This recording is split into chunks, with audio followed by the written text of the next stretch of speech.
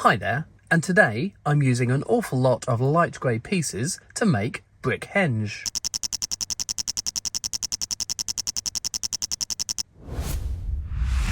Now, a couple of years ago, I made a video about these two sets. They were called Buildable bricks, and they were both gift with purchases, which happens quite a few times a year, where you're spending money on Lego.com or in our Lego store, and once you spend a certain amount, they give you a free gift. The first one is set 6313291, and it was called Buildable 2x4 red brick, and it is exactly what it's called. If we open up, you can see it's completely hollow inside, and if we put its lid back on, you can see they've taken their scale by using these 2x2 round tiles as the same size as one stud. If we get some actual 2x4 bricks, you can see that it is 3 times the length of one, it's 3 times the width of one, but weirdly it's 1 plate higher than 3 times the height of one. It comes with this simple brick built black stand with using some slope pieces, so as the brick sits in it, it just ever so gently slopes it backwards. And this was a gift with purchase way back in November 2019. And I guess it must have been fairly popular because a year later in November 2020, they gave us this, which is set 6346102, and that's called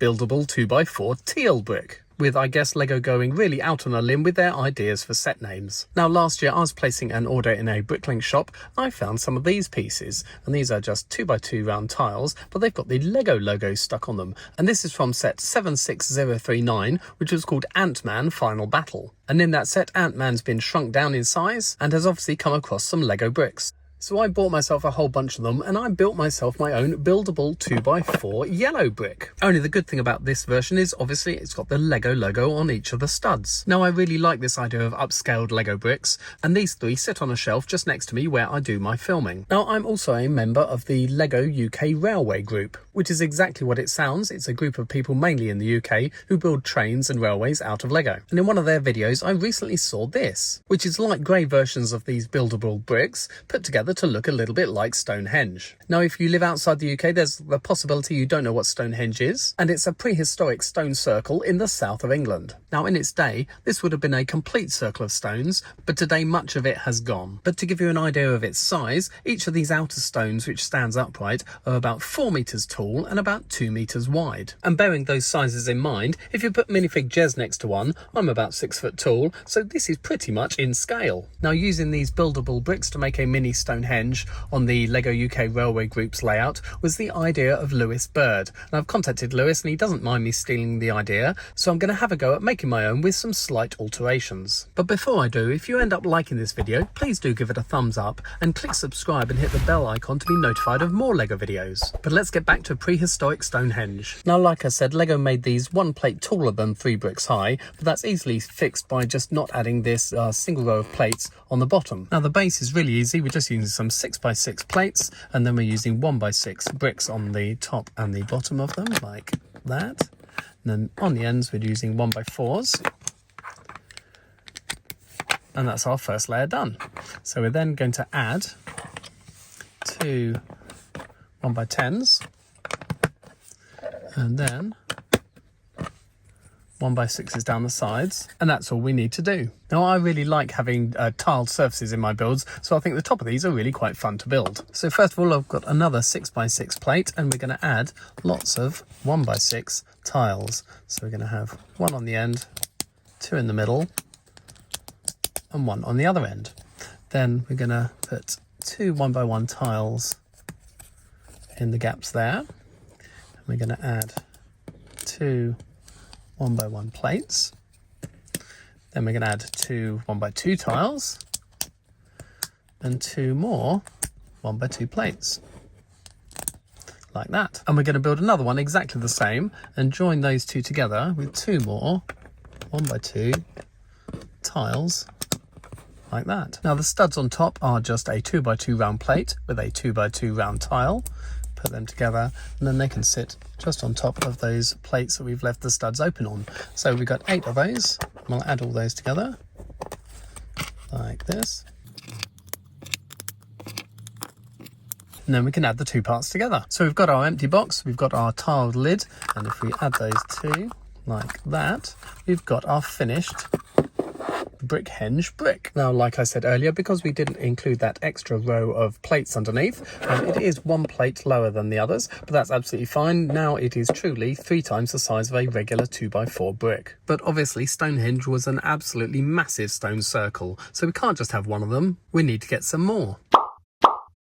But now we've got our standing stones, we also need the extra stones lying down on top of them. Now with Lewis's original design, on top of his 2x4 bricks standing up, he used bricks lying down, but I wanted to do something slightly different. Now looking at a 1x1 plate, we are obviously using the scale of 3 times the size. So 3 times this in the scale of our brick henge would be this. So we've got 3x3 plates, and it's 3 plates tall. And on top we've got the same studs, we've got a 2x2 plate with a 2x2 tile. And I thought it would be a nice idea to have plates lying down on top of our Stonehenge rather than bricks. So we're going to go for 1x4 plates on top, and scaling that up, they're going to end up being 12x3. So first of all, we've got 3 1x12 plates, and we're going to join those together with lots of 2x3 plates.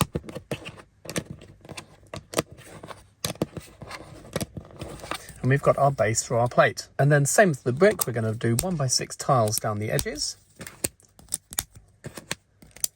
Like that. And then same pattern down the middle. We're going to start off with a tile, add a plate so we can put the stud on top, and then a 1x2 tile gap, another plate, another tile, another plate, another tile, one last plate, and finishing it off with a 1x1 tile.